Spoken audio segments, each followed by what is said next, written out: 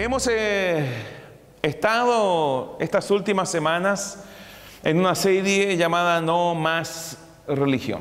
Y hemos visto distintos tópicos: no más condenación, no más castigo, no más temor, no más culpa. El día de hoy tenemos un tema crucial: no más sacrificio. Y debo ser muy claro, me estoy refiriendo a no más sacrificio expiatorio. ¿Me entienden? Para limpiar los pecados. Porque son muchas las religiones que tienen actos sacrificiales para aplacar la ira de un Dios. ¿Me entienden?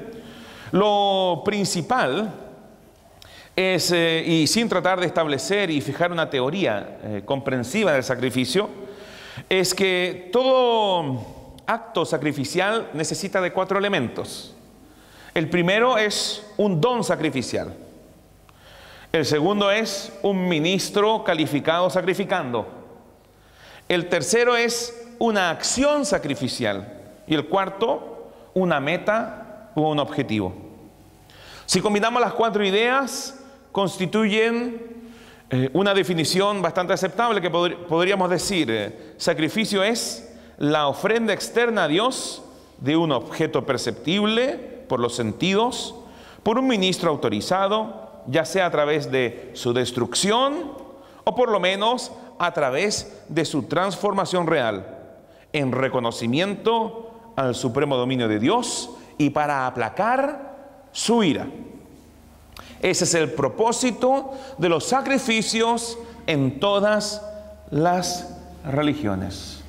Y es conocido que en el mundo católico, en la misa y en la Eucaristía, se ofrece un sacrificio.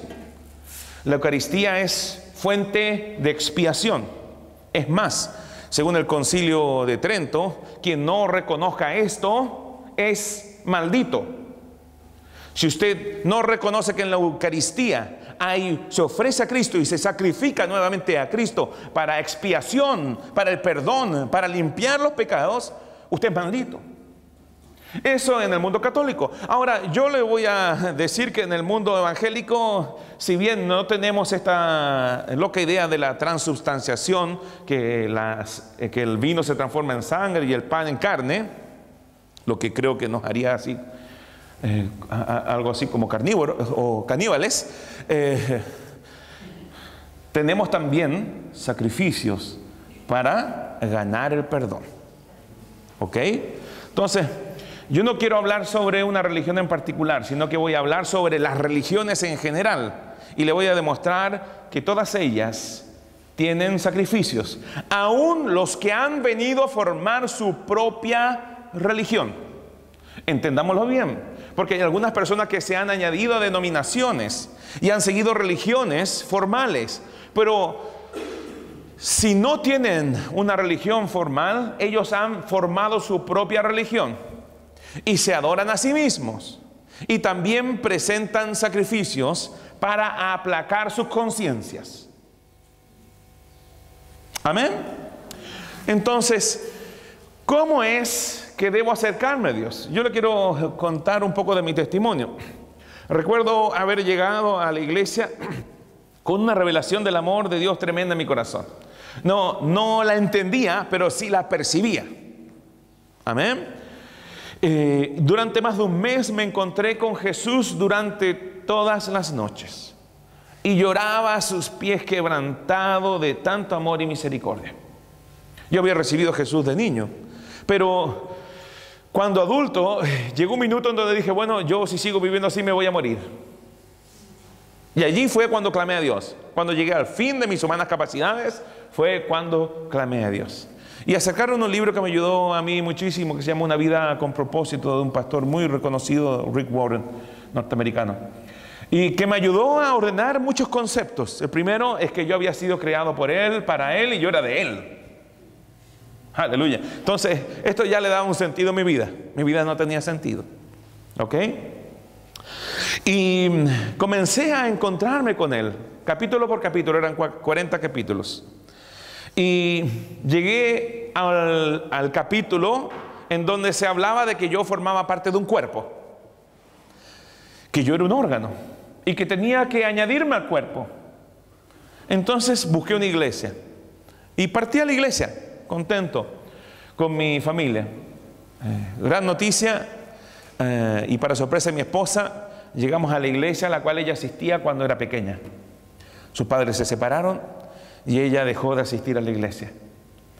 Y realmente comenzamos a vivir un tiempo de restauración maravilloso. Mi esposa se encontraba con los compañeros de escuela dominical, ya crecidos, sus compañeros, familia. Realmente fue hermoso ese tiempo. Pero dentro de las liturgias de esa iglesia, el arrepentimiento era algo infaltable. No podíamos concebir acercarnos a Dios sin pasar por el arrepentimiento. Rápidamente me vi envuelto en un adoctrinamiento que fortalecía la conciencia de pecado. Una doctrina que constantemente me llamaba a buscar en lo profundo de mi corazón toda depravación, toda inmundicia. Yo debía buscar en mi corazón toda inmundicia, toda depravación, para poder confesarlas y así arrepentirme y obtener el perdón. Constantemente debía confesar para el perdón de mis pecados. Cada vez que lo hacía, sentía haber estado escarbando en un basurero. ¿Se imagina usted escarbar en un basurero? ¿Cómo queda? Sucio, ¿no? Entonces me sentía sucio. En vez de ser más consciente del amor de mi Salvador, venía a ser más consciente de pecado, de impureza, de culpa. Me sentía inmerecedor. Comenzaba a sentirme condenado y no calificado de entrar en su presencia. Los quiero invitar el día de hoy, por favor, a que vayamos a Lucas 7, versículo 36, para que veamos cómo realmente debemos venir a Dios. Dice: uno de los fariseos rogó a Jesús que comiese con él, y habiendo entrado en la casa del fariseo, se sentó a la mesa. Entonces una mujer de la ciudad que era pecadora, al saber que Jesús estaba a la mesa en casa del fariseo, trajo un frasco de alabastro con perfume, y estando detrás de él a sus pies llorando, comenzó a regar con lágrimas sus pies, y los enjugaba con sus cabellos, y besaba sus pies, y los ungía con el perfume. Y allí viene una discusión con quien lo había invitado. Si tú supieras, si tú realmente fueras profeta, sabrías quién te está tocando. Y viene una discusión con este individuo, pero no es el foco. Vamos al versículo 48, dice: tú no ungiste mi cabeza con aceite, mas está ungido con perfume mis pies. Por lo cual te digo que sus muchos pecados le son perdonados, porque amó mucho. Mas aquel a quien se le perdona poco, poco ama. Y a ella le dijo, tus pecados te son perdonados. Y los que estaban juntamente sentados a la mesa comenzaron a decir: ¿quién es este que también perdona pecados? Pero él dijo a la mujer: tu fe te ha salvado, ve en paz. Entonces, claramente está establecido que esta mujer era pecadora, ¿cierto? Ok. Entonces ella entró a ese lugar diciendo: Señor, confieso que soy pecadora, confieso que mentí, confieso que robé, confieso que forniqué, confieso. Me arrepiento. No entró así, ¿no? ¿Cómo entró? Entró con una actitud de adoración. Ella sabía que Jesús era su fuente de perdón y de salvación. Ella entendía en su corazón de que simplemente lo que debía hacer ella era acercarse a Él y adorarle. Y esa es la manera que tenemos que aprender, amados hermanos, a venir a Jesús. Entiéndanlo bien. Jesús no nos condena. Jesús no quiere que tú vengas a Él contándole todos tus pecados. Él sabe en qué has fallado. No quiere escucharlo de ti de nuevo. Él quiere que tú sepas que Él no te condena, que ya fuiste perdonado. Mire, personalmente viví un año maravilloso. Como a los 6 meses comencé a estudiar y me empezaron a adoctrinar. Un año estuve totalmente limpio de todo abuso. El mismo día de mi confirmación a la religión anglicana, comencé a caer nuevamente. Al fin y al cabo, no había nada que yo pudiese hacer. Esa era mi irremediable condición. Yo era, en ese entonces, a mis ojos, conforme a la doctrina que me habían entregado, un inmundo pecador. Y un inmundo pecador comete inmundos pecados. Un ser totalmente depravado comete depravaciones. Esa es la naturaleza. Y engañado permanecí en esclavitud varios años. Eso fue lo que me enseñaron, que yo era un pecador, por mi culpa, por mi culpa, por mi culpa. ¿Me entienden? Sí, fue por tu culpa, pero resulta de que ya fuiste perdonado. De manera tal que no andes más por mi culpa, por mi culpa, por mi culpa. De manera que ya no tengas más conciencia de pecado. O sea, Cristo murió para que no haya más por mi culpa. ¿Me entienden? Muchas veces leía Romanos 7, sintiéndome totalmente vencido. Que no lo ha leído, por favor, léalo dentro del contexto. Y desprovisto también de todo poder sobre el pecado. Romanos 7:24 establece: miserable de mí, ¿quién me librará de este cuerpo de muerte? Y genera todo un desarrollo en todo ese versículo de cuán imposible es adorar a Dios en la carne.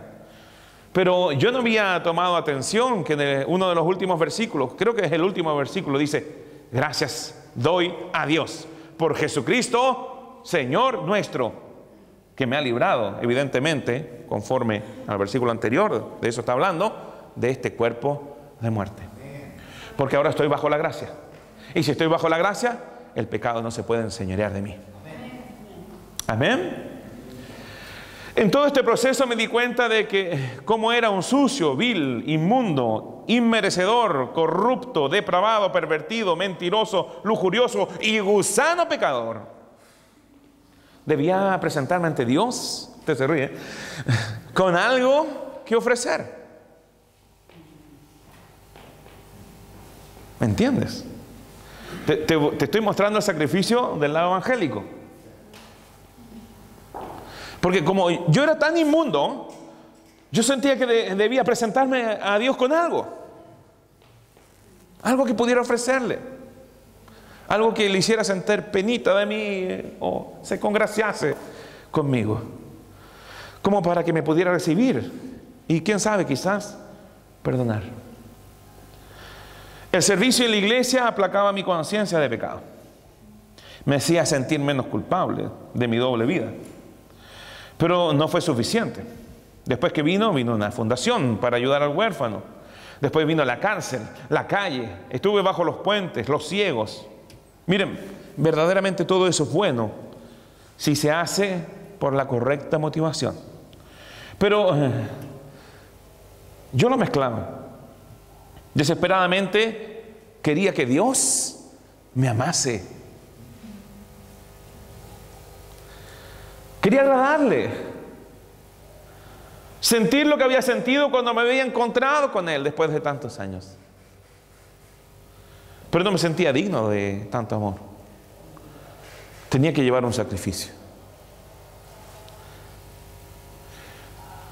Era común encontrarme orando, rogando por perdón, rogando misericordia. Perdóname, perdóname, perdóname, Señor. Al fin y al cabo, debía mantener las cuentas cortas. Si pecaba, debía correr al trono a pedir perdón. De lo contrario, podría o perder mi salvación o estar en terrenos del enemigo. Pero hemos comprendido que en Cristo no podemos agradarle más de lo que ya le agradamos. Estamos en su Hijo. Somos los bienaventurados de los cuales David hablaba. Como también David habla de la bienaventuranza del hombre a quien Dios atribuye justicia sin ninguna obra, sin ningún sacrificio. Bienaventurados aquellos cuyas iniquidades son perdonadas, decía David, y cuyos pecados son cubiertos. Bienaventurado el varón a quien el Señor no inculpa de pecado. Él hablaba de nosotros. Felices somos nosotros. Dios nos atribuye justicia sin ninguna buena obra, sin ningún sacrificio adicional. No tenemos que pagar para ser justos. Es gratis, es misericordia, es amor incondicional. Felices, bienaventurados, muy aceptados, sin medida favorecidos, tremendamente bendecidos. Aquellos a quien el Señor ha perdonado todos los pecados y no inculpa ni siquiera de un pecado.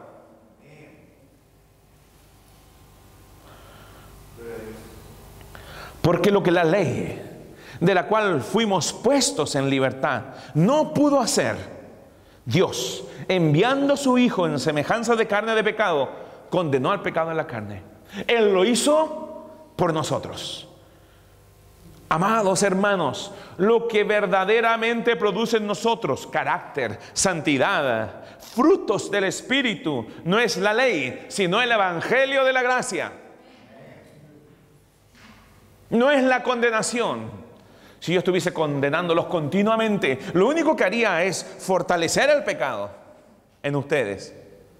Y definitivamente decir, esto es imposible. Y ya la verdad es imposible en la carne. Es imposible agradar a Dios por medio de las obras. No hay manera.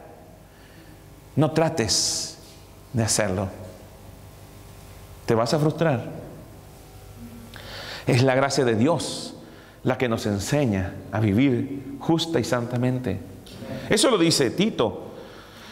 El apóstol Pablo a Tito dice, capítulo 2, versículo 11, dice: porque la gracia de Dios se ha manifestado para salvación a todos los hombres, enseñándonos que renunciando a la impiedad y a los deseos mundanos, vivamos en este siglo sobria, justa y piadosamente.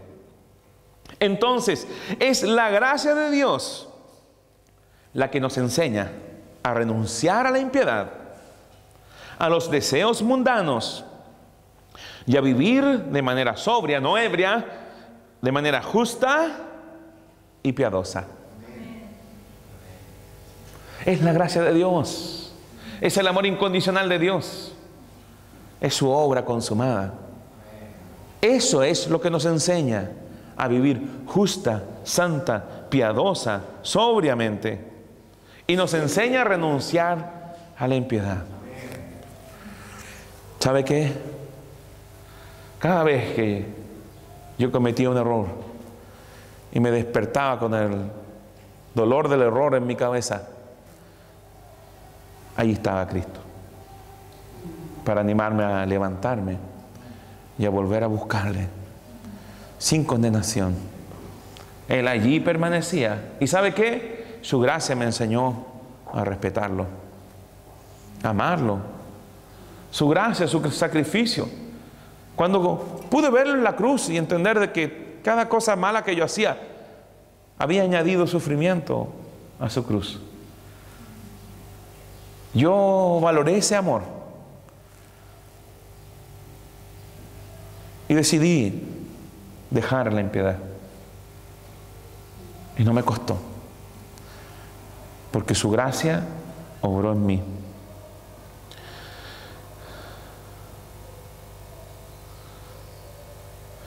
Entonces es la gracia de Dios la que nos enseña a vivir santamente. Pero ¿qué es vivir santamente? O mejor dicho, y algo más profundo que eso, ¿qué es ser santo? ¿Qué es ser santo? Santo es ser apartado, separado por Dios para su uso personal y privado. No significa quien nunca comete un error.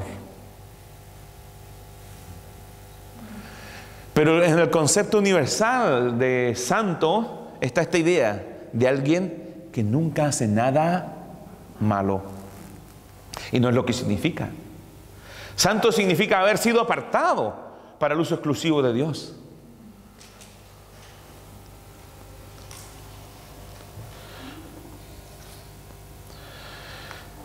Miren, entiéndanlo bien. Él ni siquiera se recuerda de nuestros pecados.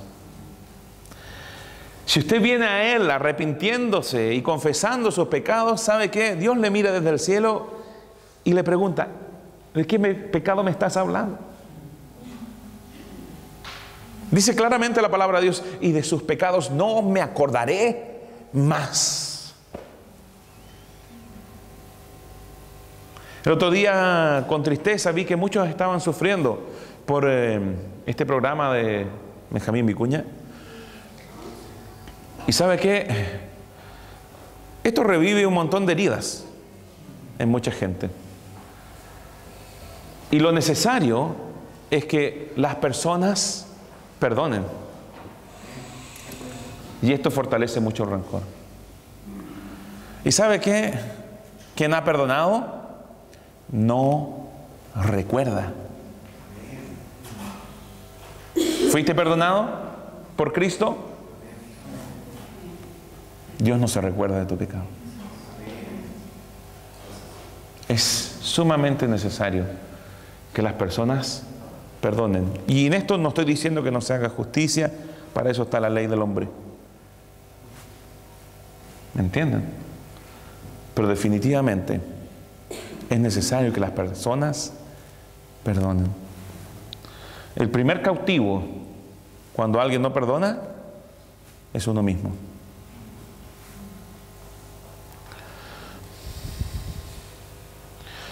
Entonces mi pregunta es, ¿qué tan santo eres? Para responder esta pregunta debemos enfocarnos primeramente en el sacrificio.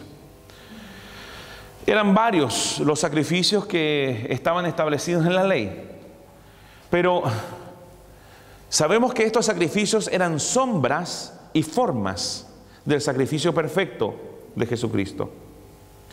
No me voy a referir a todos los sacrificios, pero sí me voy a referir a dos: la ofrenda por el pecado y la ofrenda encendida. De acuerdo a la ley, el hombre debía traer una ofrenda por el pecado cada vez que pecaba. Imagínense lo que era vivir en el Antiguo Testamento. Había que tener una granja. ¿Sí o no?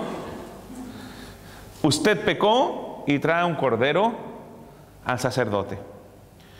Lo primero que acontece es que el sacerdote examinará la ofrenda para asegurarse de que es una ofrenda perfecta y sin defecto. ¿Qué les parece si hacemos el ejemplo? ¿Ah? Manuel, te invito.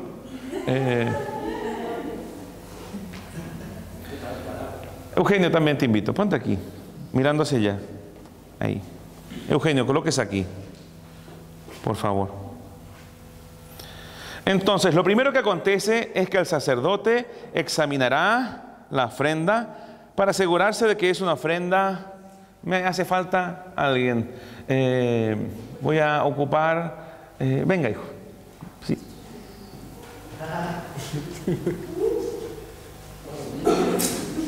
Entonces vamos a hacer que Manuel es la ofrenda. El cordero. Ponga cara de cordero.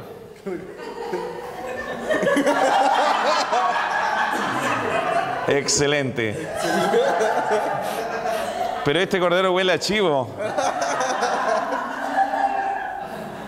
Ok, usted es el sacerdote y usted es el inmundo y vil pecador. Amén.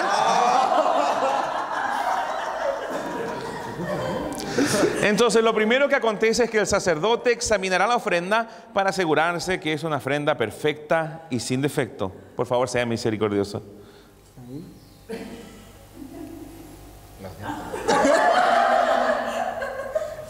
Muy bien. Debía ser así porque era una sombra y una forma de Jesucristo, el único perfecto y sin defecto. ¿Ok? Después que la ofrenda era examinada, el inmundo y vil y totalmente depravado pecador debía colocar sus manos sobre la cabeza del animal. Dese vuelta, animal. De manera tal que mediante este acto los pecados le fueran imputados. O sea, toda esa inmundicia pasaba al cordero. Se sintió mal. Como un sustituto. Inmediatamente el cordero debía ser muerto por causa del pecado, transferido a su cuerpo. Por favor. Claro, mátelo. Ok. Muy bien, muy bien, muy bien, muy bien. Ok. Inmediatamente el cordero debía ser muerto por causa del pecado, transferido a su cuerpo. Y gracias a su muerte, usted podía ir en libertad. Amén. Ok, gracias. Los voy a llamar en breve. Al que no conoció pecado, por nosotros lo hizo pecado, para que nosotros fuésemos hechos justicia de Dios en él. Esto quiere decir que en el minuto que tú recibiste a Jesucristo, todos los pecados de tu vida fueron transferidos a Jesús. Por siempre tomó tu lugar como ofrenda de pecado, de manera que tú fueses puesto en libertad. En el Antiguo Testamento esto debía hacerse de manera continua, pero Jesucristo lo hizo una vez para siempre. Y usted, cuando acepta ese sacrificio una vez para siempre, usted una vez para siempre fue limpio de todos sus pecados. Y esto es lo que la religión no comprende. Esto es a lo que se resisten. No puede ser tan bueno. Pero sabe que yo le tengo una noticia. Eso significa evangelio. Una noticia demasiado buena para ser cierta. Por medio de un solo sacrificio nos perfeccionó para siempre. Eso dice Hebreos 10:14. Dice, porque con una sola ofrenda hizo perfectos para siempre a los santificados, a los apartados para su uso exclusivo. Una sola ofrenda, un solo sacrificio hizo perfectos hasta el siguiente domingo. ¿No? Entonces, ¿hasta cuándo? Para siempre. Entonces este asunto está resuelto. La expiación de los pecados está resuelta. No podemos decir que necesitamos continuar haciendo sacrificios para poder expiar nuestros pecados. Eso es religión. Con eso te van a manipular. Con eso te van a tener todos los domingos comiendo la galletita esa. ¿Me entiende? ¿Cómo la galletita, Manuel?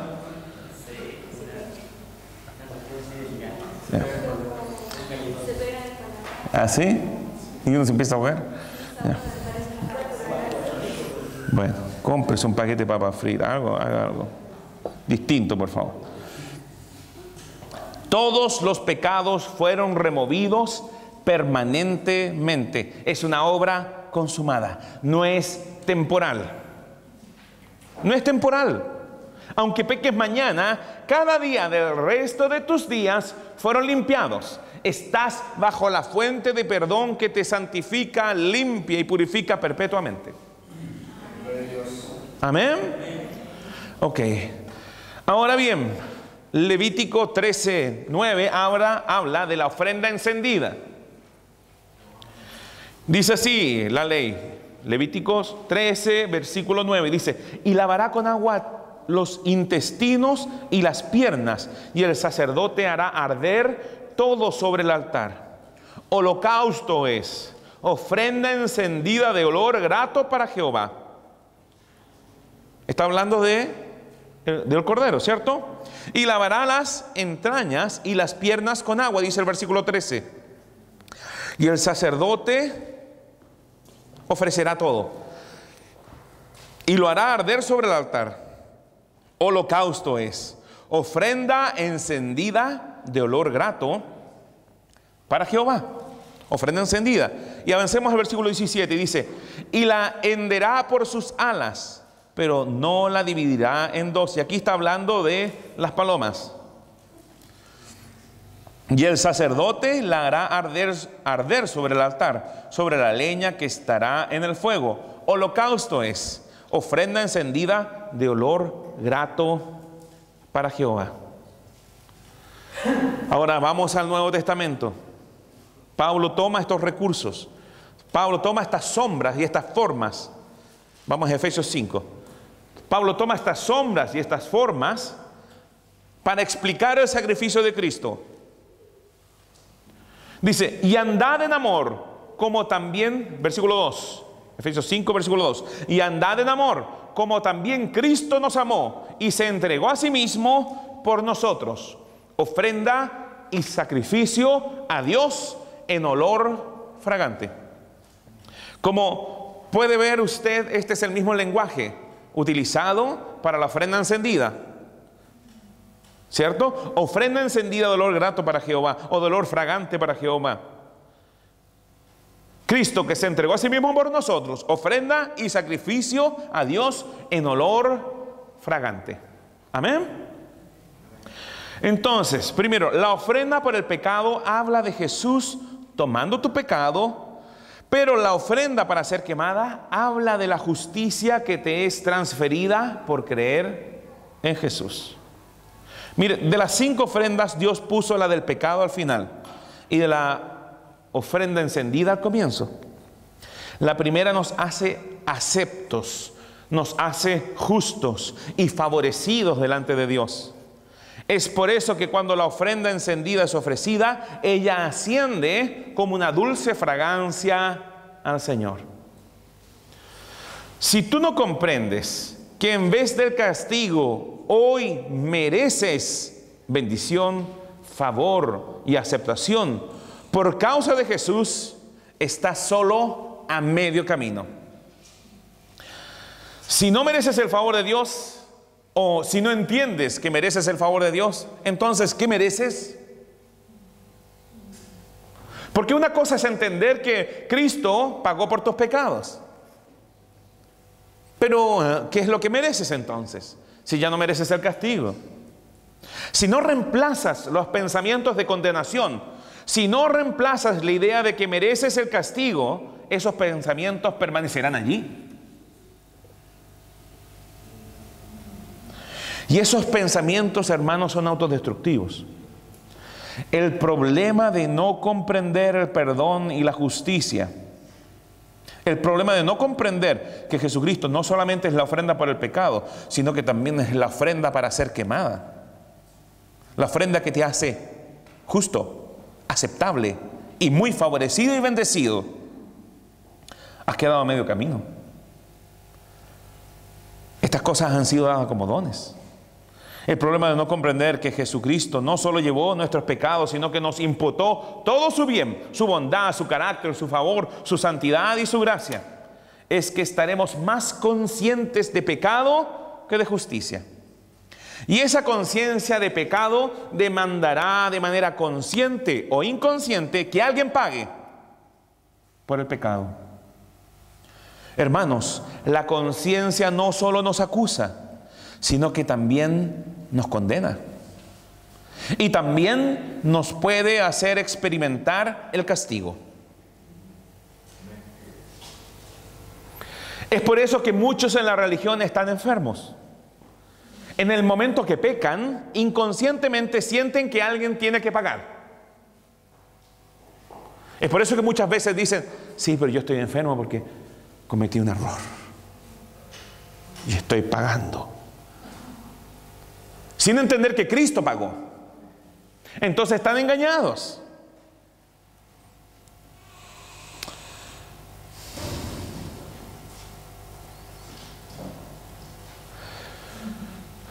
La mente y el cuerpo comienzan a decir: Él quiere castigarse, castiguémoslo, hagámosle pagar. Tu cuerpo va a responder a esta necesidad de castigo. Y comenzarás a desarrollar una depresión, una enfermedad. La conciencia te dice lo que es justo. ¿Y sabe qué? Es justo que alguien pague. Si alguien cometió un pecado, es justo que alguien pague. Si no permanecemos conscientes que Jesús pagó por nuestros pecados, nosotros pagaremos. Oremos pagar a alguien. El castigo lo podemos reflejar y ministrar a otros también.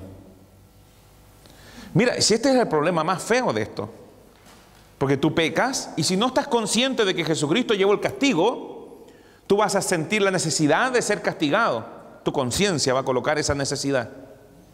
Y si tú no lo llevas, lo vas a ministrar a otros. Date cuenta, muchas veces que has gritado a tu gente querida,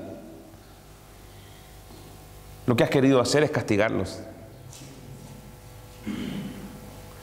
Y sabes que muchas veces es por tu pecado que estás tratando de castigar a otro.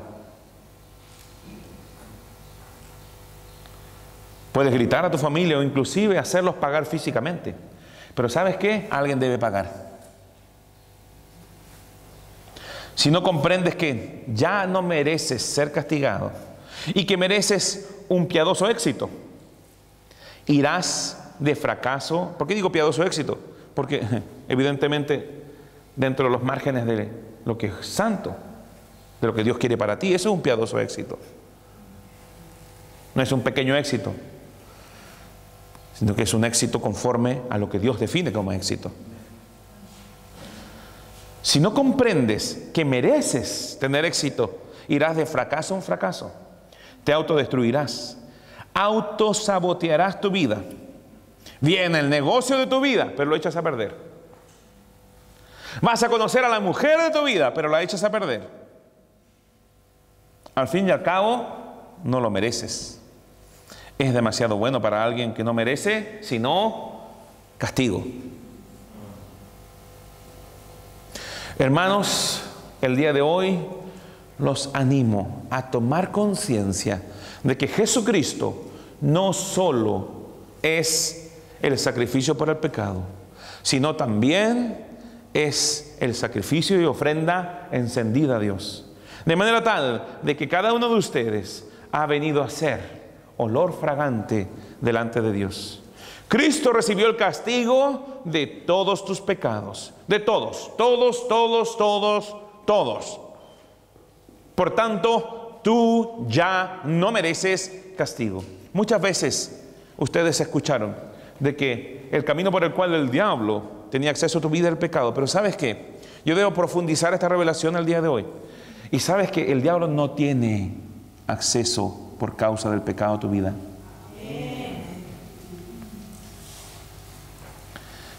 El problema, y de lo que habla el apóstol Pablo varias veces, es que el problema es un problema de conciencia. Por eso que el apóstol Pablo cuidaba su conciencia, porque sabía que su conciencia lo iba a condenar. Y que alguien, si él no permanecía consciente de que Cristo había pagado todo, alguien pagaría.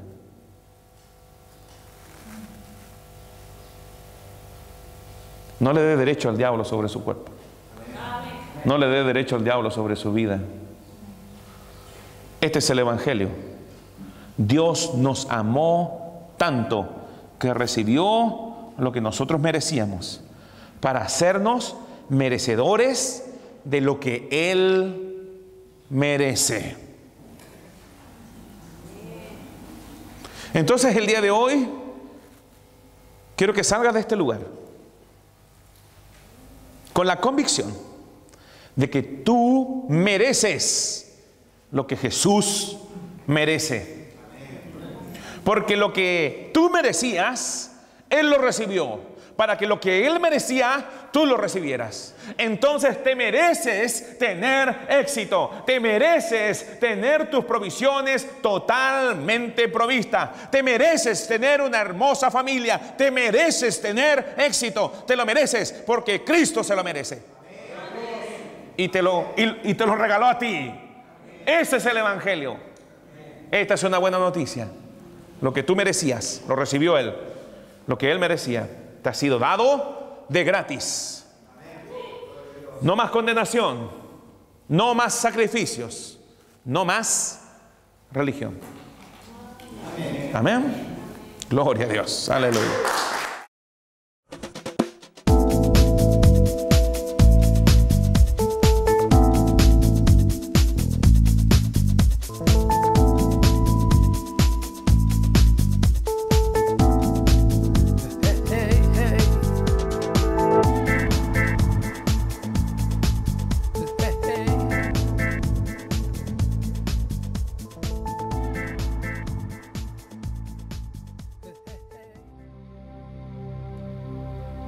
Desde el año 2009, Dios nos movió a satisfacer la necesidad de entrenamiento ministerial intensivo, haciendo énfasis en el conocimiento de la palabra revelada y el fluir del Espíritu en la más completa manifestación de sus carismas.